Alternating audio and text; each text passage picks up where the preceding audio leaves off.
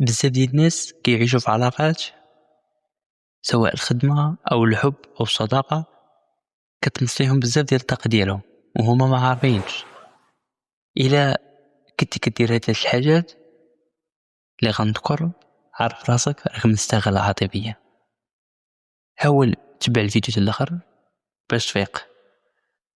اول حاجه وهي كتبرر، ديما كتبرر علاش درتي ديك الحاجه وعلاش قلت لا.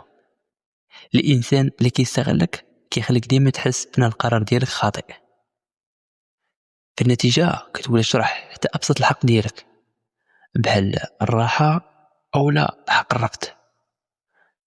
الانسان الناضج والمقدر لذاته ما كيطلبش إذن باش يعيش حياته، فبالتالي بركة من التبرير. النقطة الثانية وهي كتخاف تخلي بلاصتك خاوية لدرجة أنك كتعطي كل شي ليها. كتخاف إلا قلت لا غتخسر علاقات ولا منصب. هاد الخوف كيخليهم يعتمدوا عليك 100%، فبالتالي كتحس بالقيمة ديالك مرتبطة بواش كتعطي ليهم ولا لا. الوجود ديالك مهم ماشي عطاؤك لا منتهي. ثالث نقطة وهي كتغير المشاعر الحقيقية ديالك باش تخلي الجو زوين معاهم.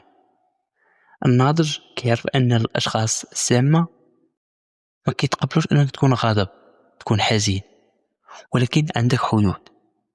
كتولي تبدل المشاعرك وكتلغي راسك باش ما تخسرش الخاطر الناس اخرين.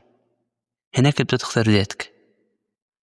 حاول تسول راسك شكون الاهم، واش انت ولا الخاطر ديالهم. جا الوقت باش تحط النقط على الحروف.